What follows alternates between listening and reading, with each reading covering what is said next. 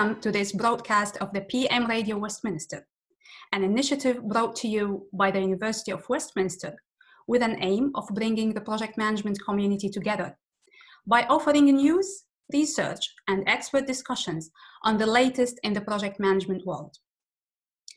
We start our broadcasts with 10 minutes of news, followed by an interview with key experts on a selected topic.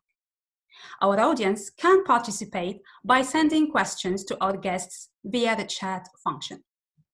So, let's start with some of the latest news in the project management world.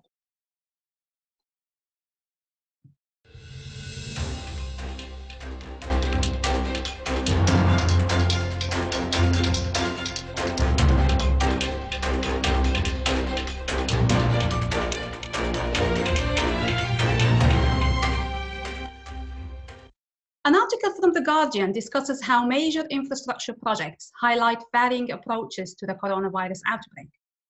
HS2 and Hinkley Point C are among major infrastructure projects currently undertaken in the UK. Hinkley Point C is a project to construct a 3,200 megawatt nuclear power station with 2 reactors in Somerset, England, to be delivered with collaboration from the British, French, and the Chinese sites. HS2 is a new high-speed railway linking up London, the Midlands, and the North, serving 8 of Britain's 10 largest cities. The Guardian article reads, thousands of workers from across the country will continue to gather on the Hinkley Point C nuclear site, but work on the £106 billion HS2 project could be halted. Amid differing approaches in the construction industry to physical distancing aimed at containing the spread of COVID-19. Work on the HS2 high-speed rail project is continuing for now, but a spokesperson said that this may have to change. Other major construction projects, such as Crossrail and 2 major hospitals that were delayed after the collapse of Carillion, the major contractor, have set out plans to prevent the spread of coronavirus and will remain open for now. The National Federation of Builders said Britain's construction industry was in an unenviable position between safeguarding workers' health and averting an industry collapse similar to the 2008 financial crisis.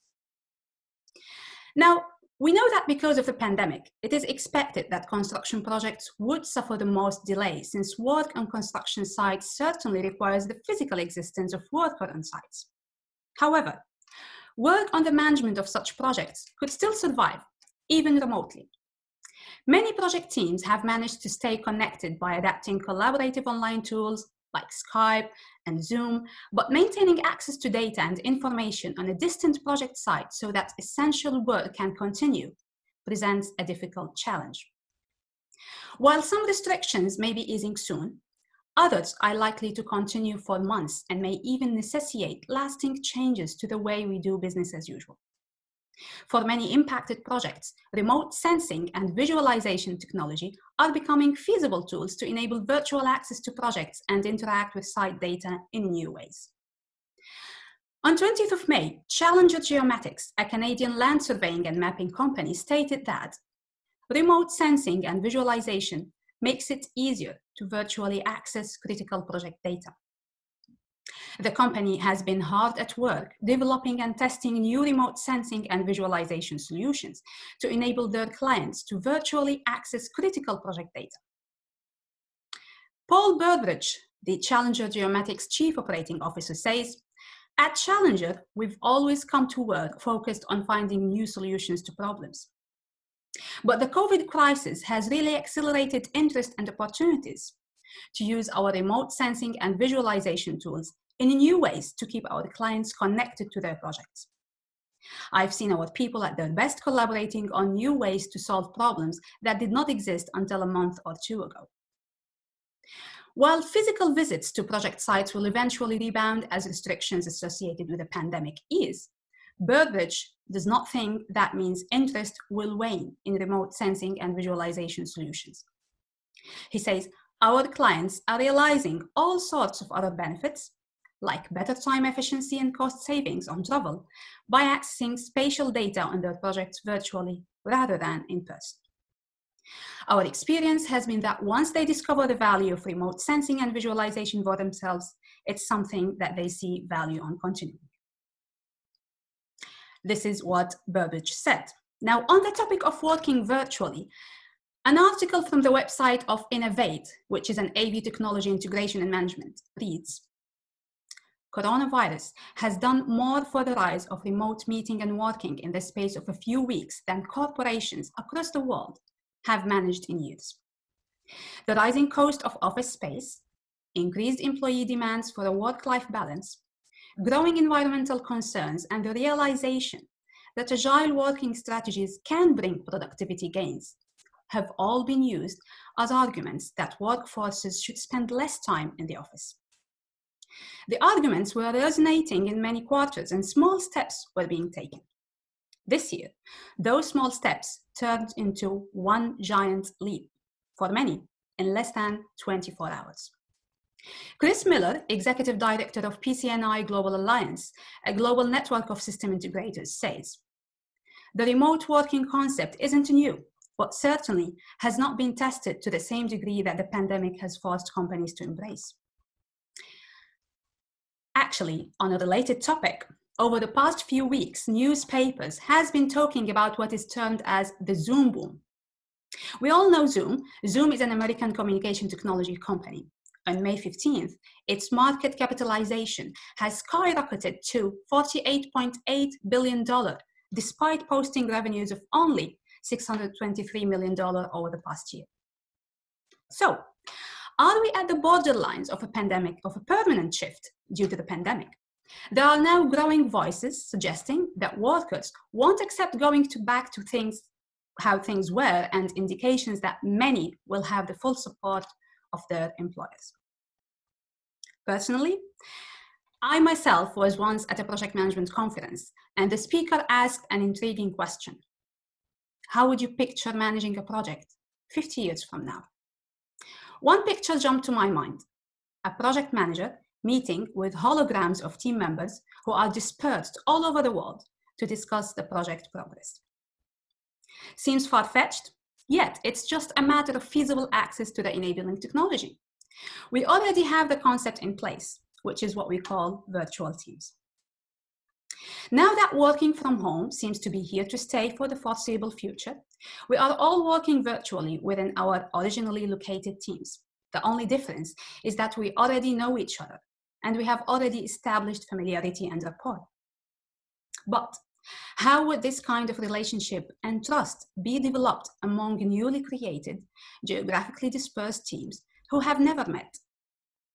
Research suggests that project team motivation and satisfaction is a project success factor. In addition, trust is an essential factor in developing what is termed as high-performing teams. So, how would we establish these levels of trust among virtual team members? How would we facilitate collaboration? Would tasks take longer or slower to get done? What are the benefits and the pitfalls? Shaping the future means losing or letting go of some of the past. This is what Peter Taylor says in his latest book. So what is it that we are letting go of in order to shape the future of virtual teams? I am delighted today to welcome two project managers from Network Rail who have worked within virtual teams and witnessed the pros and cons to share their experience and thoughts with us and to help in answering these questions.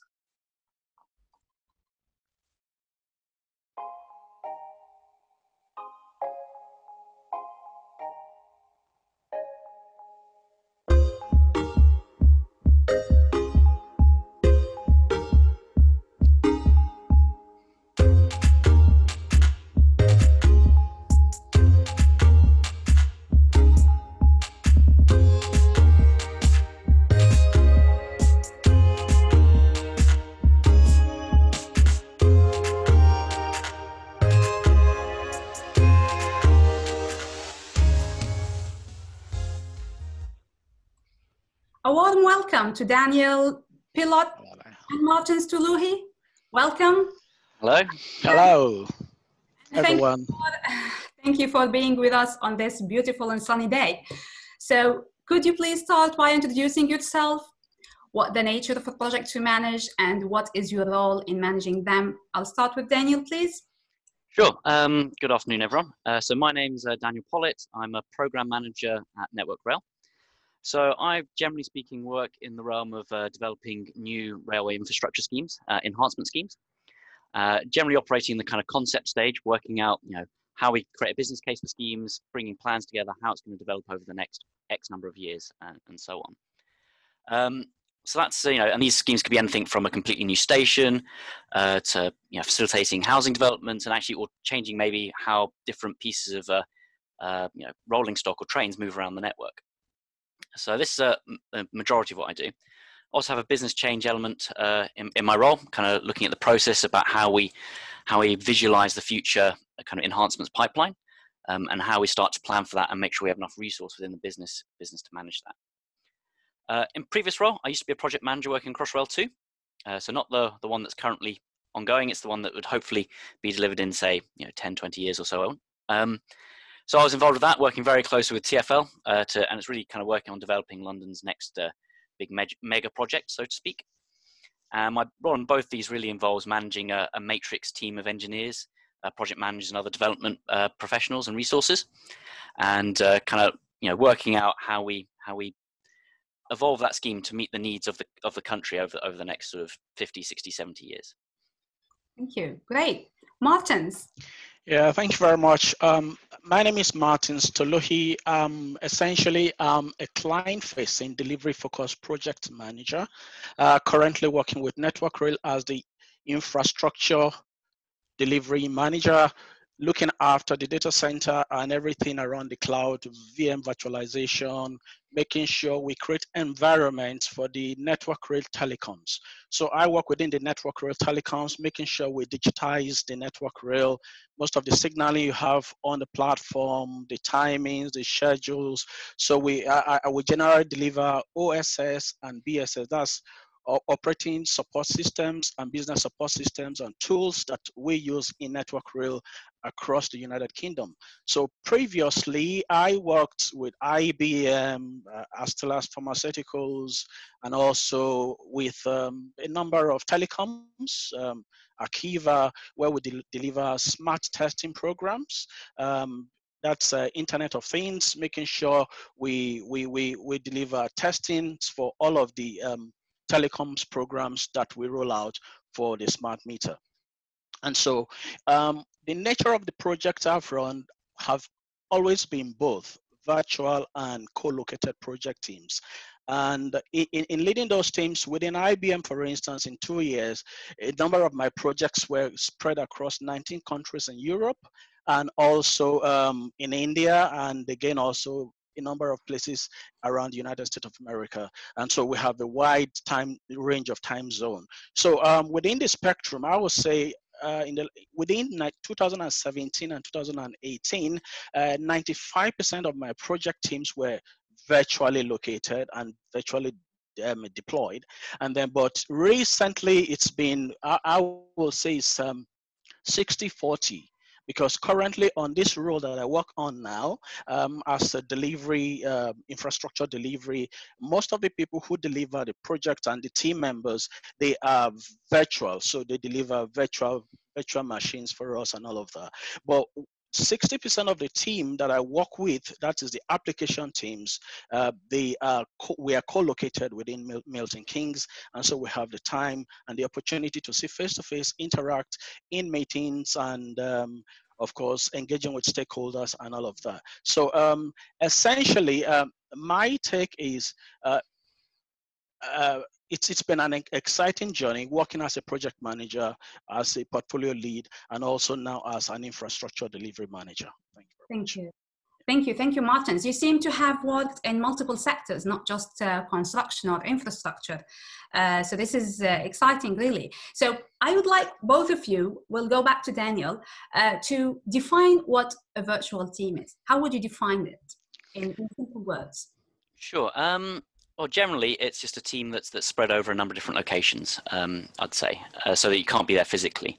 So previously, I was working quite a traditional project management type of construction infrastructure role. And the virtual aspect of our teams was generally, where we couldn't be co-located, we have people in different offices. So, for example, I was based in Southwark in central London. Some of my designers were based in an office in Croydon. Other designers based up in an office in York. So that was kind of a quite light sort of virtual team. And so and there was elements of co-locating and elements of virtual teams. But now we're in a state where pretty much all of my teams are virtual. We've been forced into that position. So it's been seeing that transition, and now it's really almost every team is a virtual team. Yeah, interesting. Okay, you said let me continue with you first, and then I'll move to Daniel with the rest of the question. I would like you to describe your experience in working with these virtual teams. You said you were forced. Are you using this word? Is it implying that you don't like them, or you had to accommodate your practice to that new setting, or do you find, how would you describe your experience in general? No, that's a good question. For me personally, I like to kind of embrace new technology and new ways of working. So for me, I definitely saw it as an opportunity. However, that doesn't necessarily roll out to the whole team. So I have a number of people who definitely were forced into that environment. So a number of project managers who kind of had a very old school type approach, in that, very much focused around presenteeism, being able to kind of be there with the other people. And for them, it was a little bit more difficult. I'd say, yeah, I mean, for me, I quite welcomed it, and there's definitely benefits to it. I think because of the way it was kind of forced onto us, it was quite a quick transition. A lot of the kind of practical elements were a bit tricky. So, making sure that the adequate IT infrastructure was in place, that people had actually access to all the different systems, people actually knew how to use the systems. So, so that was my experience. But no, definitely now it's we're definitely starting to reap the benefits, I think, as people get more settled into that environment. Yeah, interesting. Thank you. And Martins, how would you define virtual teams, and how would you describe your experience? Yes, I think just like Daniel has just aptly captured it. If you look at literature and of course from practice, there are about 3-4 elements that defines a virtual team. It must have these 3 elements, key elements. I'll say it could be more. One of them is that it needs to be geographically dispersed. That's to say, it's not located in one spot. So you have a team spread across geography, across region, and so they can't see face to face. Secondly, it must have an element of a shared task. That is, different people, a group working on the same task and aiming to achieve a common goal. So that's the third element. They must be achieving a common goal or a common outcome. So you have a team working in the dispersed environment. They are sharing tasks. They have to do different pieces of work and fit everything together in the end to achieve a deliverable that will give you a capability that will deliver an outcome. And so the goal for the team must be that they want to deliver a common outcome, and that goal must be clear. And so to that extent, they then will need a piece of technology for connectivity, for collaboration, and for consistent tracking of the assignment and task at hand, and thereby they're able to deliver project success as required by the stakeholders and as defined for them within the brief, within the scope of the project. So it is those 3 elements with the piece of technology connecting everyone together to make sure we deliver an outcome. Yeah. That's a very, very excellent definition. And I think the literature does refer to these elements when they define virtual teams. But the most common one, the most popular one, is that they are dispersed geographically. They do not exist in one place. They are not co-located. So in few words, if you want to describe your experience, you've worked a lot with virtual teams. If you want to describe your experience, how would you describe it? Challenging, interesting, tiring? How would you describe it? Well, I'll take it. It's in a continuum of when you start a project or with a new team, and it's virtual. The pains and the challenges are higher. So, but as you progress further into your delivery, you realize that the team is coalescing, is forming, just like you will have in co-located environment, really. So you begin to have the team forming up, and as they form up, then they're able to work as one. So for me, it's been an exciting journey, I will say, because it gives you the benefit of being able to work not to just like Daniel said, we're not just keeping up with times, but we're delivering actual, we're checking on deliverables. So the focus is always clear. With virtual teams, you know you have a goal and you have to deliver the goals. There are ways to track in virtual teams. So I will say, I will vote for virtual teams any day, you know, but with an element of co-location maybe once in a while. Okay, thank you. Good to know. I'll come back to this later, maybe. Daniel, so can you mention to us some of the challenges you faced while managing or working with a virtual team? And maybe you mentioned some of them already with the technology and the infrastructure that you needed when you suddenly found yourself working in a virtual team environment. What other challenges you faced? And did you know the team members beforehand? Have you worked with a newly created team? These challenges, how are they in relation to people that you already know and people that you haven't met before? Sure. I mean, from a kind of general challenge point of view, I think it was initially just changing that mindset with people, actually saying, you know, the way you worked before is just not how things are going to work for the foreseeable future. And so kind of encouraging people to kind of just be open to adopting new practices. I think also another thing that you do lose a little bit with the virtual teams is that personal connection with the team members, or at least you can lose that. And what we found in a few of our teams is that kind of project or team morale has kind of dropped a little bit. So, you know, where you're used to being in an office, bouncing ideas off each other and kind of supporting each other, with people a little bit more isolated, it can be a bit more difficult to do that. And I'm sure, you know, as you agree, a lot about project management is in that leadership and that kind of motivation, and actually how do you make the most out of your team members. So that initially, I think for a lot of people, that was a bit of a struggle. So what we've had to do is kind of put in very kind of specific actions in place to mitigate that. So, you know, having regular team catch-ups where, you know, you get a chance just to bring the whole team together, you know, on a Zoom call or something similar. Partly from a very much a project focused point of view. Okay, what are our tasks? What do we need to achieve over the next week, for example? But also just a little bit more on a social level, just to kind of actually give people, you know, if you've got a team of say 15 people, you know, what we do is on Wednesdays and Fridays, we have a half-hour catch-up in the session, and we literally just go around the team. Okay, how are you feeling today? What you've been doing? Any concerns? And it just gives you an opportunity to kind of build up that that kind of camaraderie. So it has been difficult, but you know, there are, as Martin's alluded to, you know, there are definite pros to it.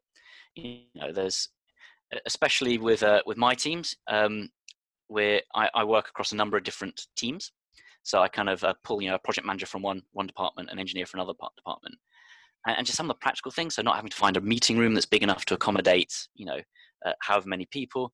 You know, it's, you know, that used to be the bane of my life. You know, you've got a big a design review session where you've got maybe 25 different discipline designers working on a specific piece of engineering or a specific design. Whereas before, you'd have to kind of book a room to accommodate that with all the technology months in advance. Whereas now, you know, I can say, okay, we need to have a project review tomorrow, set up the meeting, and suddenly you've got 25 people all collaborating and working instantly. So you definitely social distancing as well. And yeah, absolutely. I mean, and, you know, there's been talk about, okay, if we did return to the office, how would we do that? But yeah, in a social distancing environment, you can maybe fit 3 people in a room you might have had 8 before. So it's actually, there are a lot of good pros to that. So, you know, and in terms of your question about the teams, you know, I've kind of worked with a few teams moving into this new COVID situation. One of my teams, the Crossrail 2 team, which I'm still a little bit involved with, was very much established. It's been working together in a very certain specific way for the last 3-4 years. But saying that, with some of my new projects, it's all about kind of bringing new teams together. So, you know, I've had to kickstart 4 or 5 projects in the last kind of 6 weeks or so, and that is all about bringing in new people I've never met before. You know, I've got people reporting into me who, completely brand new to me. So it has proved a bit more challenging in terms of kind of bringing them on board. But saying that, actually, as people are now adjusting, again, it does bring up new opportunities. It does mean that they can work from their own home in an environment that's comfortable to them. So although, you know, and I know some people are actually refusing to bring on new team members, for example, because they're worried about that lack of that kind of personal connection. But actually, I have to admit, you know, especially, you know, with video calls and things like that, it is a lot easier than people think in terms of actually bringing people on board. So that's been my experience so far. Yeah. Thank you. Daniel, I will come back to you with the same question. Now let's move to Martins. Martins, you said something very important about how long it takes to develop or to form a team. And we know that the difference between a group and a team is that a team is actually a functioning group working towards the same goal. I think some of you, some of our audience, and you obviously know the Tuckman's model of team development. You go through different stages until you get a performing team. And you go through a conflict phase, and you go through a norming phase, and then you get the functioning or the performing. So Martins, would you say that it usually takes longer or shorter to develop or to reach this performing stage within a virtual team as opposed to a co-located team? Again, co-located teams makes it easier to go through this process of developing a team, an effective team, as you rightly put it across now. However, when you look at virtual teams, why is that difficult, and why is it challenging? And that's the question we need to ask. And that again, to find an answer to that again, we can see the answers in the factors we use to measure effectiveness. And we have about 6 different models of effectiveness since 1970 up to now. You have different, and these factors, you know, when we understand them in virtual teams, it's more challenging. For instance, communication clarity. Communication clarity is one thing. So in virtual teams, for instance, what I'm seeing as a major challenge today is either under communication or over communication, communication overload. You see, it's either you have on one spectrum, people are under communicating, on the other spectrum, to compensate for that, they're over communicating, and that's so many things. So that's one. The other thing that makes it challenging is the cohesiveness of a team. How cohesive a team becomes, because that's what helps with effectiveness. Okay, and so when you know, achieving cohesiveness takes a while within the virtual world. Whereas in a co-located office, you see people in the same office, you see face to face, you exchange pleasantries. Somebody is making a telephone call across the table, you hear what they are saying, you're able to walk over to somebody who needs to deliver something for you, and so you make that connection. There's body language involved, there is the non-verbal communication involved, that is easier to for one to see when it is co-located. But in virtual, you realize that is not quite the same. However, with the video technology we have now, and collaborative technology we have now, I think going forward, knowing that we really do not have much of a choice, as we've seen now, factoring in all of the health issues and wellness that the pandemic has brought our way, we really can make the most of virtual teams, and there are ways to do that, doing that. In one of the research work I did 2014 with the Westminster University, comparing the effectiveness of virtual teams to co-located teams, one of the things I found out in the research is that whether co-located or virtual, you can actually improve the effectiveness of teams by 50%. And you improve the effectiveness of teams by 50% just by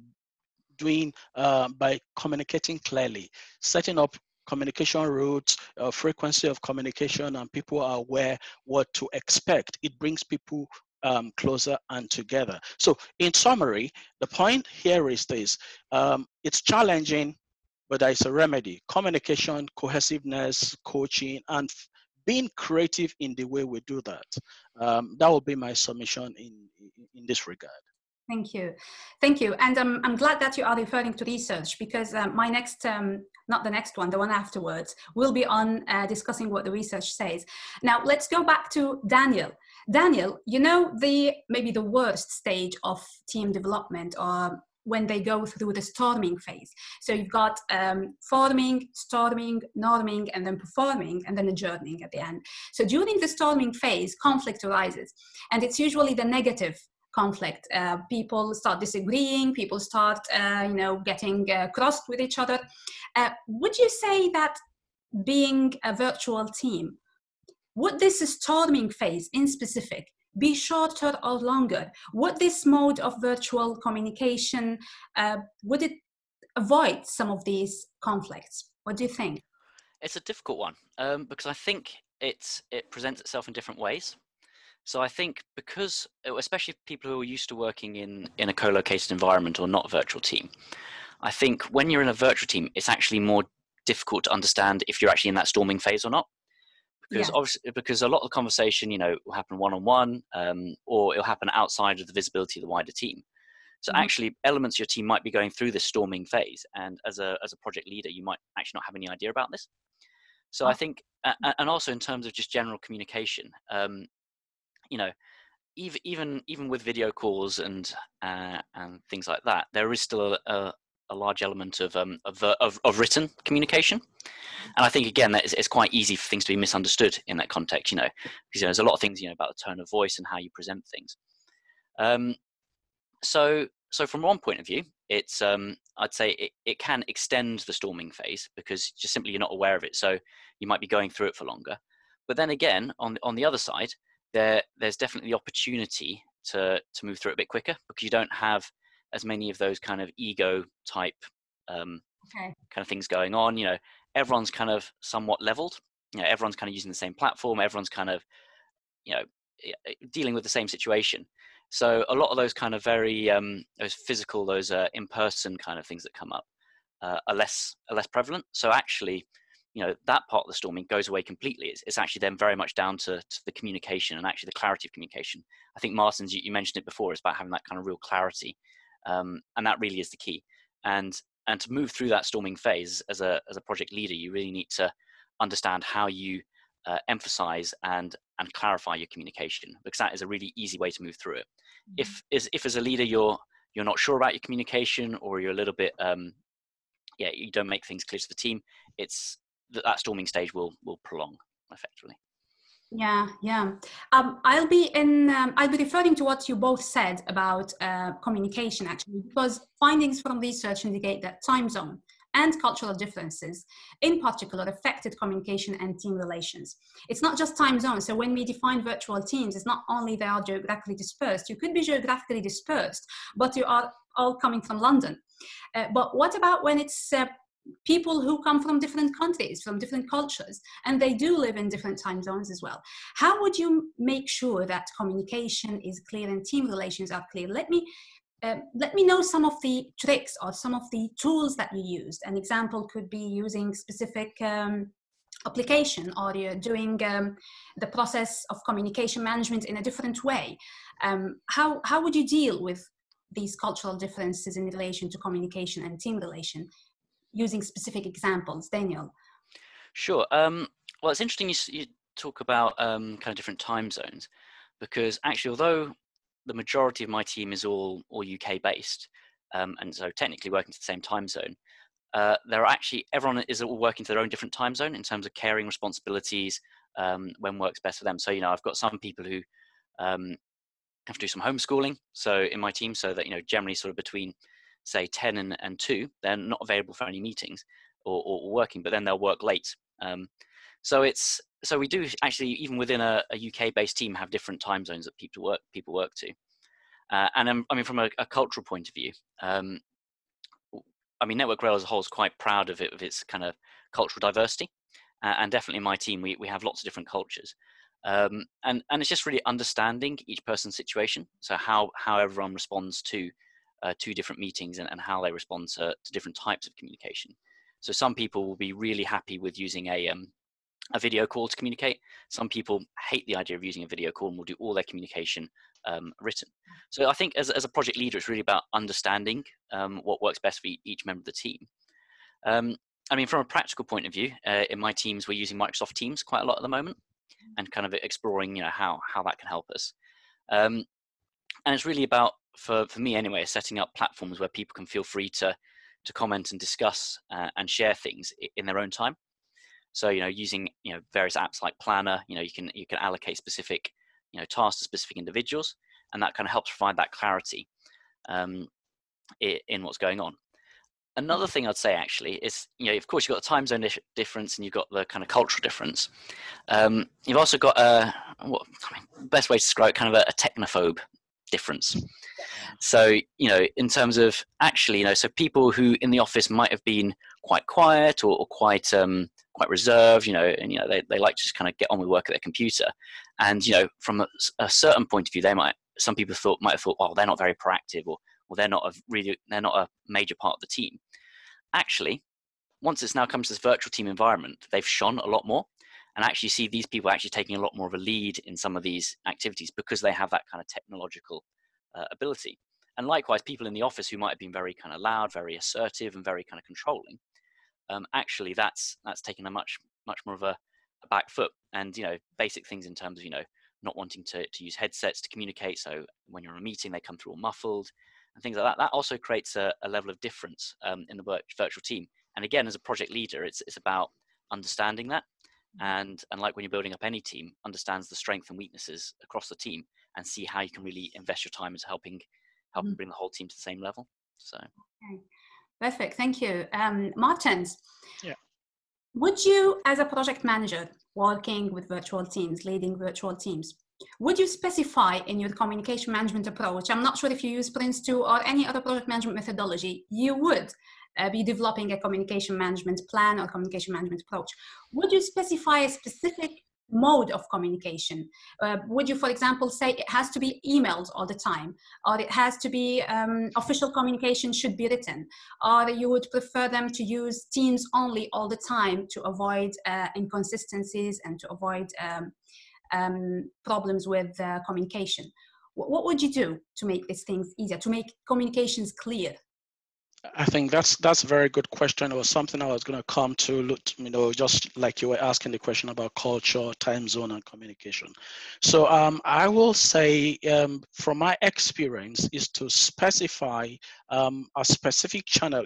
Most organizations I've worked for, they have an established way of communication. They have tools that they give you, not minding what project methodology you are using to deliver your project. They've got tools for you. At the moment, it's Teams, and I think Teams is great because it gives you the opportunity to set up your channels, your communication chat with the different groups and different teams for different tasks, and it helps you to be able to allocate tasks, and it gives you visibility across board. Whatever tool is a tool of choice. What is critical is to have clear communication and that everybody can have access to it within the team. Secondly, they ought to be able to have visibility. Thirdly, it should be prompt and people can access it almost immediately. So that's what I will suggest. There's been tools like WebEx, Teams, you have Monday.com, and quite a range of them. But I find tools like Teams very useful in the sense that you can plan projects, you can assign tasks, you can show deliverables, and you can create different teams, and teams can interface, and it gives you the opportunity to kind of collaborate and work together. So and to work together and make sure that everybody's engaged. So here is the point though. One thing that should be clear in communication and in leading teams virtually, I would suggest a regular daily update or regular update, that if it's weekly, daily, or whatever, but it is the same time. If it's going to be 10 a.m. in the morning or 10 p.m. 2 p.m. in the afternoon, there should be a specific time that people know except something urgent happens, we are shifting. And then we can do short stand-up meetings and go through what we've done before, what we have currently done, or what we are to do in the future, and what are the blockers. And then that way we're able to track with everybody. So that way if it is consistent, then people will know what to expect. Having said that, apart from just communicating officially and formally through emails and through official reporting channels, there should be an interpersonal, individual communication through chats, another layer of it, chatting people up and making sure we get in touch to see that people are actually okay as a human being and they're doing good beyond the project. And I think that bringing that awareness into communication will help beyond selecting a tool. But I will vote for Teams any day. I think I would like to mention a story that happened with me personally. We've all been going through this virtual Teams out of the sudden. And you know, when you use Teams, you use a chat. Right. That is actually written communication. So in our normal face-to-face setting, written communication is formal, oral communication is informal. But in a new virtual environment, the chat, which is still written communication, is informal because it's via Teams, it's via the chatting function. The email becomes the formal one. So what happens when someone sends a request or something very urgent or something very important using the chat, and the other person does not read it because it's not the formal one and they are not obliged to check it, they always check their emails. So this kind of problems, Daniel, have you come across something like this? Kind of problem?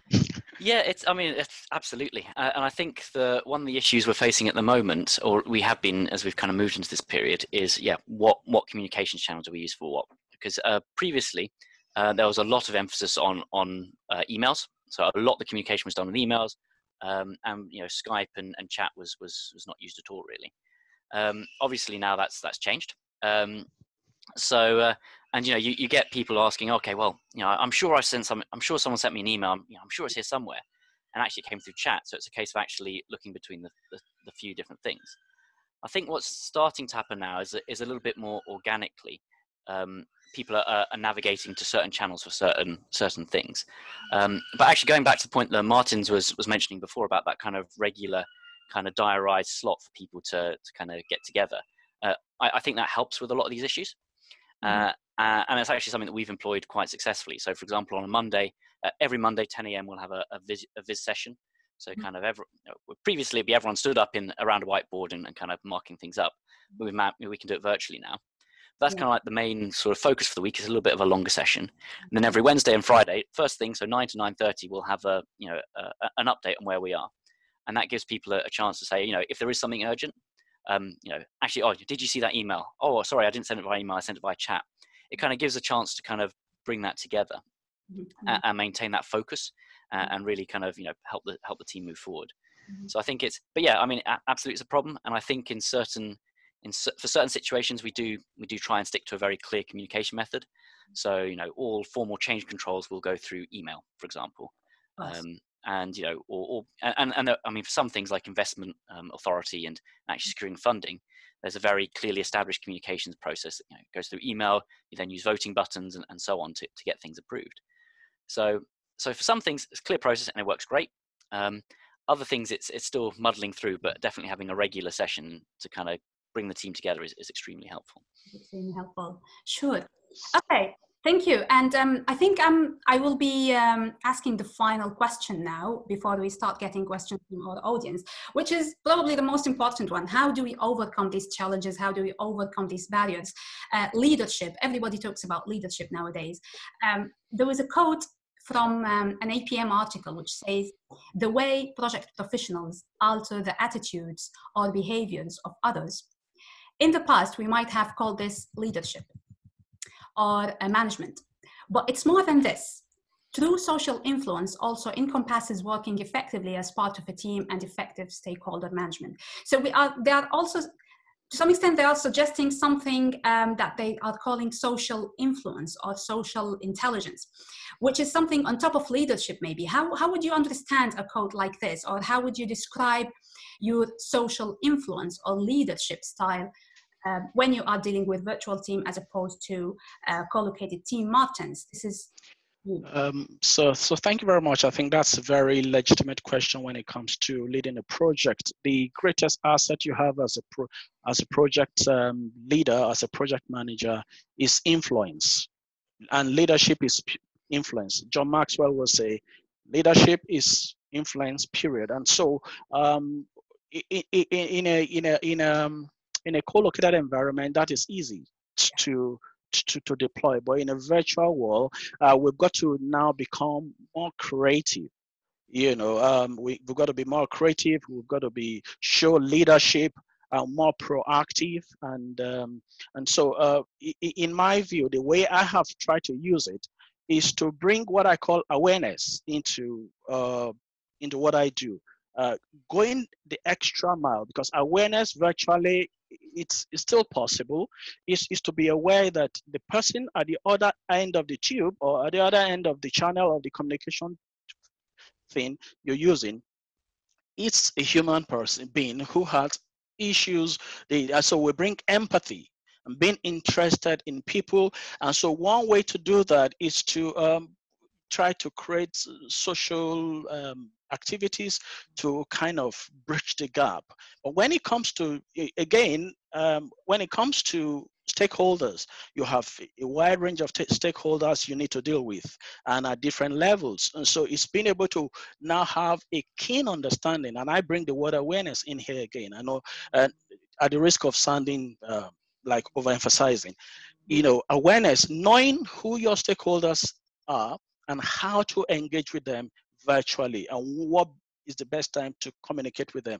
Like we're saying earlier on, some people will prefer emails, other people will never read their emails. So you send an email formally and then you drop in a chat, drop in a text message to communicate with them, to let them know you've dropped a message. So however, in that awareness, to summarize, one key factor is every stakeholder that is involved in your project, they have a stake, and that is why we call them stakeholders anyway.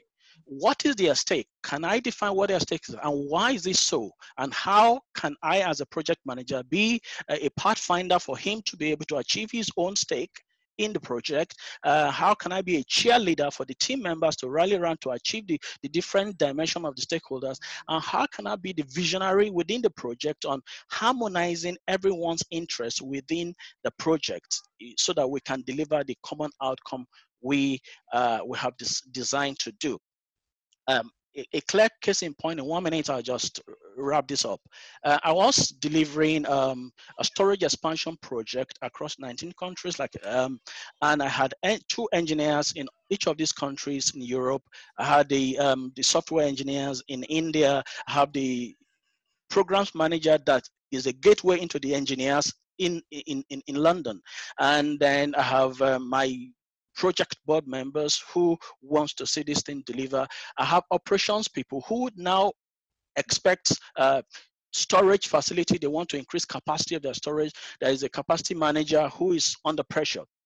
So bringing all of these people together, I had to find a way to coordinate and get their interest and get their buy-in by constantly communicating, scheduling meeting times, informal telephone calls, formal telephone calls, schedule calls, and things like that. So the thing is to help.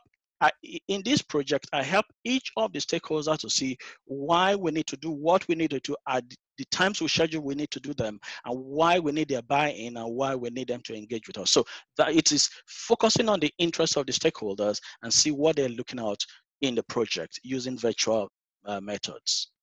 Thank you so much, Martins. Daniel, we are approaching our the end of our talk, and then please, our audience, if you start typing your questions, we will start taking them in a couple of minutes. Daniel, in a couple of minutes, how would you describe your leadership style when you, is it different when you managed and created new virtual teams from the usual leadership style that you used before? Do you use reciprocity, the concept of reciprocity, reciprocating specific things with the team members? Yeah, I mean, I'd say broadly speaking, you know, it's very difficult to change your kind of style or leadership style, as you know, from one day to the next. I think it's evolving a little bit, and I think you know, reciprocity is essential, really, and not just that, but actually visibility of what you're doing. So, you know, with a virtual team, it's very easy for everyone to go about their own work and you know, only interface with people where they need to. But I think, you know, to really kind of get that buy-in and really make people feel like they're part of a wider team, especially as the kind of project leader, you really need to give this visibility to the teams and actually understand what everyone's commitments are. So, you know, on a practical level, what that'll do is you know, when we're doing a viz session, for example, I'll, you know, of course, actions are kind of distributed out amongst the team and everyone has their own little thing they need to work on. But what I'll also do is also emphasize that I've got my own actions on there as well. So it's very clear that, you know, this is what I'm going to be doing, and this is how it's going to be helping the team. And then actually showing that, you know, keeping that updated, showing that I am actually doing that. So kind of honoring my commitments. And, you know, it's that kind of idea that, you know, a leader really needs to kind of set the example. And often that's how they get influence. So, you know, if me as a project leader, you know, if I create a whole bunch of actions, but then I don't fulfill them myself, it's very difficult to get that buy-in from the team. So what I found is it's just kind of providing that extra level of visibility. And for me personally, that's actually been a bit more tricky, because generally speaking, before this, I'm a little bit more introverted, like just kind of get on with my work and you know, not make too much of a fuss, not bring too much attention to myself. But actually what it's meant is I've actually had to kind of force myself to provide that greater visibility to the team. Mm-hmm. And then people can see, okay, well, he's doing that, or she's doing that over there. And then they can understand that, you know, it's not just them in it alone. As a whole team working together through this, and that can really motivate people. And I guess from a practical level, you know, what I found that as we're moving to this new world, as a project leader, you almost need to be a step ahead of the team in terms of things like the technology, because, you know, if you're trying to advocate use for technology and virtual teams, but you don't really know what you're doing yourself, it's very difficult to bring people who might be kind of a little bit less experienced in that technology to come along with you. So I think, you know, kind of really knowing what you're doing and actually doing that preparation before engaging with the team, and actually thinking, you know, proactively about yourself, kind of doing that kind of self-reflection. What do I need to do personally, and how do my behaviors need to change to influence the team is even more important, I'd say, in a virtual world. Yeah. So it's important. It's a two-way relationship. It's the leader and the team members who will evolve, as you said, to achieve this level of performance. Now, I have two questions that are actually in the same area. We've got less than 7 minutes to answer these questions from our audience. So what do you think is the source of motivation for your team members, and also something related to empowerment? So how do you empower your team members and how do you motivate them? Martins, can you say a few words on this?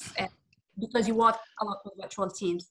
Yeah, so I'll say one word: anywhere, any day, anytime, is gratitude, appreciation, being able to constantly point out the good that people are doing. Because as project managers, we achieve success through people, through the team. So for me, it's being able to pick out what people are doing, appreciating them, and making sure we in teams emphasize the successes, you know. And the second thing is to avoid the shame game, you know, which is something emphasized in the agile project world. No blame game. So people can raise up their hands when they've not done the things they need to do, and they won't feel that bad. And so people can show up with issues and risk, and then they bring things to the fore, then you can manage them effectively. If people understand that there is no blame game, you trust them, and trust, if you invest trust, you will earn trust. So, and for me, building a team, it's about trusting the team on the other end that they will do what I've asked them to do.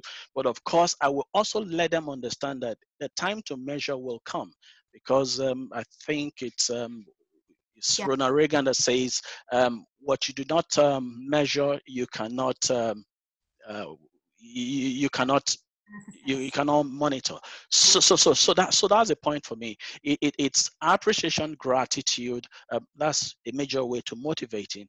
Empowering people is to let them own their task. Define the task very clearly and let them understand that they own it. And once they deliver on it, they own the success also. That, for me, it's a major way I've been able to achieve. For instance, when I get to board meetings or to project meetings and we're recording, I let people know, this person did this application, this person resolved this issue for us, we're grateful, and they're able to pitch in and give their own word and their own views as to what they've done. And of course, that visibility and recognition helps people to get involved. Thank you. Visibility and recognition. Thank you for Martina and Deborah who asked these questions. Daniel, I have a question from Nick. Helping each stakeholder with so much detail sounds like a lot of work. Does it take more time to be emotionally involved if you are a virtual team leader? To an extent, yes, because you actually have to make that determined effort to do it. Because when you're in an office environment, when you're co-located, a lot of it comes quite naturally. You're sitting next to people, you see people, even just, going to the water dispenser, you bump into people and you pick up a lot of things through that, even just kind of background noise around the office. But whereas in a virtual environment, you actually have to physically make that effort to connect with your team members. So it is a lot more work. And actually, it does change the dynamic of how you approach things. Whereas before, you could be very much more task focused. Okay, this needs to be done, this needs to be done, this needs to be done. Let's bring in a process to make this work. Now you actually have to make the effort to invest in the people and actually find out how people are doing. Because if you don't make that effort, and let's say someone's struggling, you might not know about it because they might not make that effort to reach out to you. And then you only find out 3 weeks later when something they were working on is now slipped and so on. So yes, a lot more effort. And I think actually in a world where we are moving towards more virtual teams, that's something that project managers will need to think about a lot more, not just developing their theoretical and kind of technical skills, but actually working on that emotional side, actually understanding what do people need, how do I relate to people, and taking the effort out to make those connections. Thank you. I like that you said instead of task-oriented, you might want to become more relationship-oriented leader, which obviously takes time virtually because you don't see the non-facial expressions of people. So this type of communication channel is missed, which is the most important one to build a relationship. So yes, probably as a conclusion to what you've said, and I have a question from Dario as well, which is it possible to get a high-performance team virtually? Well, based on your answers, it looks like it is, of course, possible, but we need extra clarity on communication from what you said. We need a relationship-oriented leadership style. We need visibility, we need awareness, and we need this reward system where we reward good work, more probably, a more in-place reward system. And we need to avoid the shaming people. And probably this what might empower them and motivate them to bring the best under this virtual environment. Okay, so concluding remarks from both of you. Martins, few words to say before we conclude this session? So I'll say thank you very much for the opportunity, and I'd like to say thank you to all of those who are online listening to us. The future of work, we understand, is radically shifting, and there is no going back to a virtual way of working. So the thing to do is to stay creative in order to thrive and optimize the opportunity in the future. If we apply ourselves and we stay aware and stay grateful, working with our teams, we will be able to build trust and be able to deliver capabilities that will change the future tomorrow. So thank you very much, Dr. Daniel, for the opportunity. Thank you. Daniel, few words? Yeah. Again, thank you for inviting me on today. It's been a pleasure to talk about these things because it's what we're experiencing on a day-to-day basis at the moment. And I think it's just, the way you summarized it at the end, talking about, can you have a highly effective virtual team? I'd say absolutely yes. I think in some respects, once you work out the issues, you get everything aligned, you achieve that clarity, I think there's potential to be a lot more effective, a lot more productive, a lot more efficient. Actually can have a much higher performing team in a virtual environment. And it just really requires that upfront effort. I've seen it, over the past couple of months. A lot of my projects have been a lot more efficient, a lot more effective, and there's no reason that can't continue, in the future. And this is the future, really. As Martin said, we're not going back. A lot of companies are just not going to want to send people back because they've seen how effective people can be without all their overheads of office space. So I think this is the new way of working.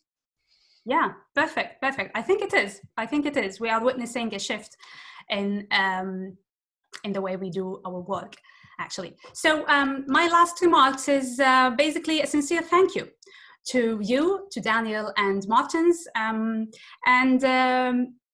actually, yes, I'm very glad that you joined us today. Thank you to our listeners as well. And from us at PM Radio Westminster, we look forward to welcoming you again in future broadcasts. And best regards and goodbye, and enjoy the rest of the day in this. Goodbye.